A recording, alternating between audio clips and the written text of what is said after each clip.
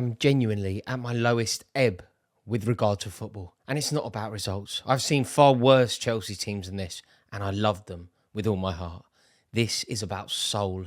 This is about who Chelsea are. This is about what we represent. Our entire soul, our entire spirit is being eroded. It's being eroded by greed in the boardroom, and it's being eroded by Tottenham in the dugout. Something needs to change because we are a shadow of the grand club that we once were.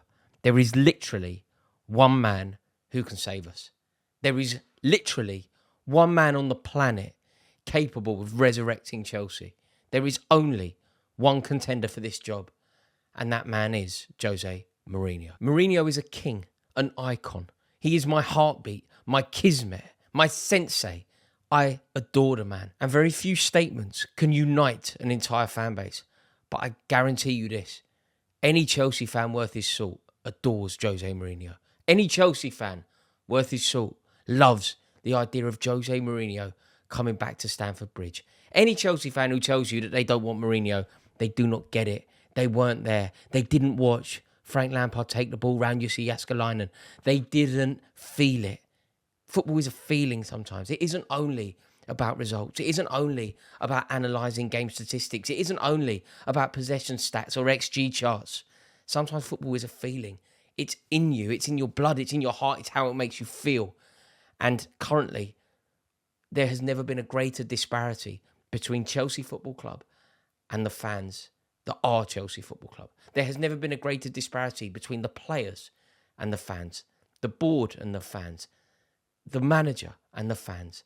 We have a manager who does not belong. We have a manager who is not welcome. We have a Tottenham man in the home dugout at Chelsea, and it is a disgrace. And it must be rectified immediately. And the only way that we can make this situation whole again is by bringing back the king. Jose Mourinho is Chelsea. He is Chelsea personified. If you asked anyone around the globe, who is Jose Mourinho? What club does Jose Mourinho represent? Everybody will tell you that he is Chelsea. Of course, he has had many employers, but I believe that there is only one club that ever captured his heart, and there is only one club that he would like to be associated with forever, and that club is Chelsea. We need him. We are crying out for Jose Mourinho. He represents us perfectly. He is the best manager that we have ever had in our rich and glorious history. Jose Mourinho is head and shoulders above any manager that has managed Chelsea Football Club. And now we need him more than ever. You look at our charlatan players now, players who play for themselves, players who clearly have no real interest in Chelsea Football Club. And think about what Jose Mourinho would do to those players, to the players that aren't good enough, to the players that genuinely don't want to be there. He would cast them aside, and good riddance to those players. But to the players who wanted to be the best, to the players who wanted to be winners, to the players who were desperate to secure their Chelsea legacy and win silverware, Jose Mourinho would be the architect of their career.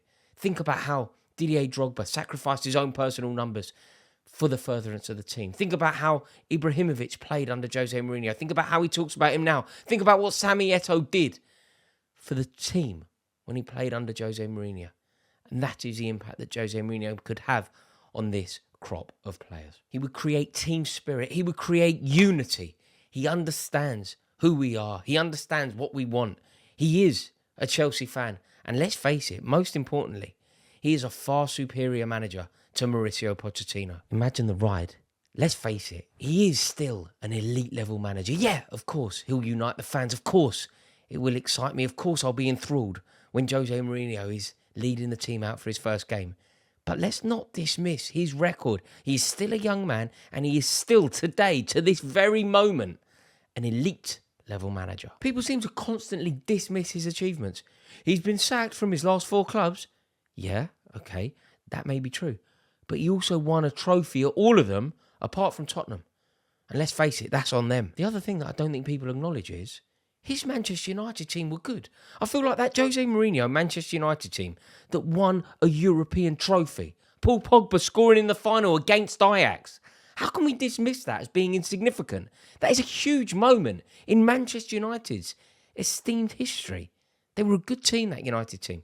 And I think that they are really desperately underrated. Now, the other thing that is constantly mentioned and used as a stick to beat Mourinho with is being sacked by Roma. But people don't understand what happened there. Roma fans adore him. They didn't want him sacked. In fact, as a result of his sacking, there have been protests about the owners. Freaking out protests have been happening regularly at Roma games off the back of sacking Jose Mourinho. And it's not like their form improved, is it? But let's actually analyse what happened at Roma. Firstly, he won silverware there. European silverware. Think about how significant that is. And then the following season, he was a penalty kick away from winning yet more European silverware and getting Roma back into the Champions League for the first time in 5 years. Like fans, Roma fans, they were crying on the day that he was sacked. There is footage of the fans crying as Jose Mourinho drives away. The hostility towards the Friedkin brothers escalated massively off the back of this manoeuvre. Roma fans with that sign, "We'll always have Tirana."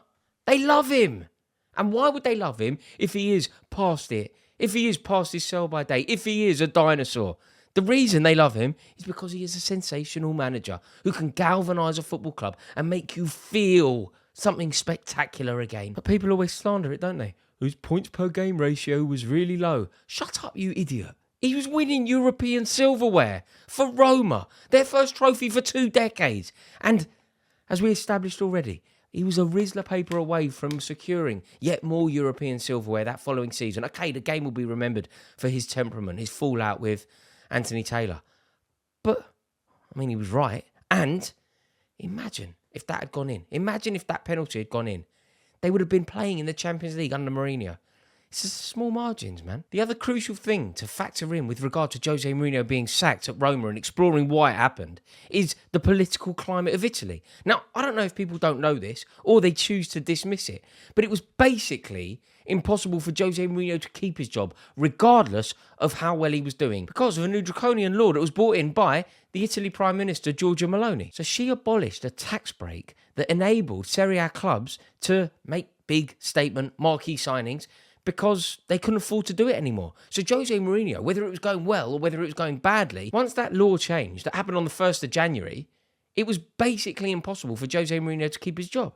He was basically going to be sacked, whether he was doing well or whether he was doing badly, because it became financially impossible to keep Jose Mourinho in his job. But the political decisions being made by Italy never seemed to factor into it. Like, this happened. But people just go, it's a dinosaur, he got sacked, he had a really low win rate. It wasn't only about that. The context is key. And on top of all of this, Jose Mourinho would be brilliant. I mean, let's face it, the Premier League is a better, richer place having Jose Mourinho in it. And I don't mean financially richer. I mean culturally richer. He is box office. He is Hollywood. We want that razzle-dazzle in the Premier League, don't we? Think how bland and PR'd the Premier League feels. Think how sanitised and sterile the Premier League can sometimes feel. Imagine Jose Mourinho back at Stamford Bridge. Football would feel whole again. It would feel pure again. And when we're football fans, think about what we're in it for. We're in it for the buzz. We go anywhere, we spend anything, we commit our time and our lives to being football fans. And why? Because we are chasing that buzz. That buzz doesn't exist with Pochettino at Chelsea. Mourinho back in the Premier League. It would make us feel alive again. There would be a spring in our step as you walk down the Fulham Road. Chelsea going away from home. Imagine us going up to Ellen Road, going up to Old Trafford, going up to St James's Park. Imagine how the home fans would feel welcoming a Chelsea team being led by Jose Mourinho. That is football. That's what we're in it for. And I just love the idea of getting him back. I honestly think we need him, but it would just feel right. So there we have it. Please, Bowley, please, Egbali, get one thing right in this stinking takeover. Do one thing correctly. Just please employ Jose Mourinho. I am begging you. This is my open letter to the pair of you. The day that you took over my football club was one of the worst days of my life. You have been dreadful owners, and the pair of you are the worst thing that have ever happened to Chelsea Football Club. But please, I implore you, I beg you, get this right. Employ Jose Mourinho. Bring the main man home. Thank you.